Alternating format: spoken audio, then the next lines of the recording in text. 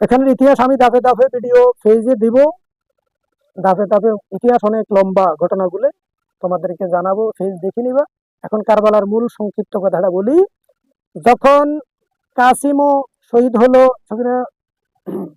আলী আসগর শহীদ হলো, আলী আসগরকে যখন দলের শিশু, 6 মাসের শিশু,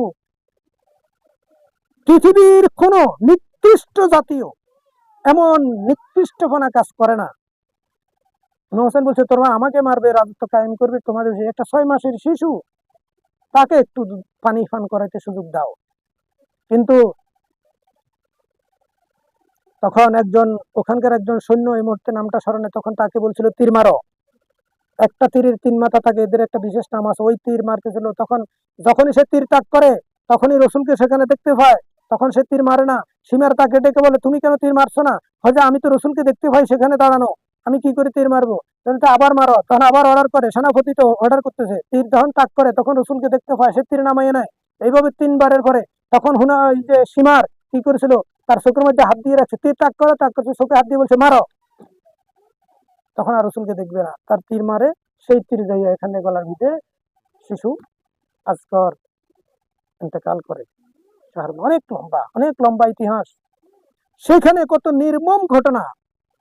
আজকে যারা তাদেরকে মুসলমান বলে দেশে, এই জন্য এদের সাথে কখনো সুন্নিরা এই যে দুশ্মনী তারা করছে, ওই কাফের আজকে রাষ্ট্র, বিভিন্ন রাষ্ট্র এখন যে দখল করে আছে, কেন তারা হোসাইনকে বলে যে শিয়া পছন্দ করে না? শিয়া যাদেরকে বলা মূলত তারাই আলীর বংশধর, এরাই সেই দিন ইমাম হুসাইনের পক্ষের লোকের জন্য ওই সত্যকে এই যুগে যুগে এই কলঙ্কিত জাতি, অর্থলোভী জাতি উঠতে দেবে না। কারণ যারা এখন আজকে অর্থের বিনিময়ে তাদের ধর্মের ব্যবসা চালিয়ে যাচ্ছে, ধর্ম টিকিয়ে রাখছে, যে অর্থের বিনিময়ে তারা ধর্মকে ব্যবহার করতেছে, ফ্যাট চালাইতেছে, তারাই কারবালা করবে না, তারা ঈদ মিলাদুন্নবী করবে না, তারাই কারবালার এগুলো বেদাত, ঈদ মিলাদুন্নবী বেদাত, অলি আল্লাহর দরজা বেদাত। কারণ এরা অলি আল্লাহর, এরা ধর্মের লোকে না। তারপরে তীর নিক্ষেপের পরে এখানে একটি বলতে জয়নাবদ্দিন, কারবালার ফিফাসার কথা একটু বলি। জয়নাল আবদিনকে যখন জেলখানায় বন্দী হইল, সামনের কথাটা আগে একটু বলে যাচ্ছি।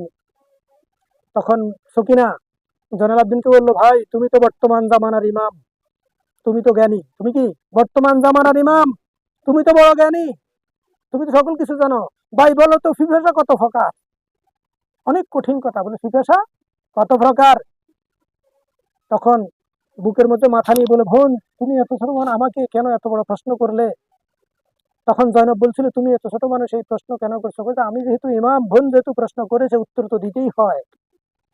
বলছে, বোন রে, এক প্রকারের পিপাসা চোখে ধোঁয়া দেখে, কি দেখে? পিপাসা যখন কাতর হয়ে যায়, সে কি চোখে ঝিমিঝিমি দেখে, আসমান এবং জমিন সে কি চিনতে পারে না, শুধু ধোঁয়া দেখে। কি দেখে? জয়নব বলতেছে, হ্যাঁ ভাই, এই জিনিসটা আমি বলতে শুনেছি। কাকে? কাসেমকে। কাকে? কাসেম বলছিল দৌড়ে এসে, বাবা আমি পিপাসা এতটা কাতর, আমি আসমান জমিন কিছু দেখি না, শুধু ধোঁয়া দেখি। পানি দেয় নাই, 3 দিন মধ্যে এখানে ফিরে পানি নাই, পানি তাদেরকে পান করতে না, ঘরে খাবার নাই, কত কষ্ট।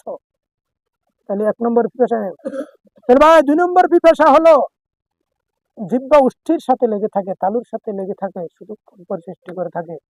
জয়নব বলছে, হ্যাঁ ভাই, আমার ভাই হাসানকে বলতেছে, কাসেম যখন আসিছিল ইমাম হোসাইনের কাছে পানি পান করতে, বলছে আমার জিহ্বাটা একটু চষে খাও।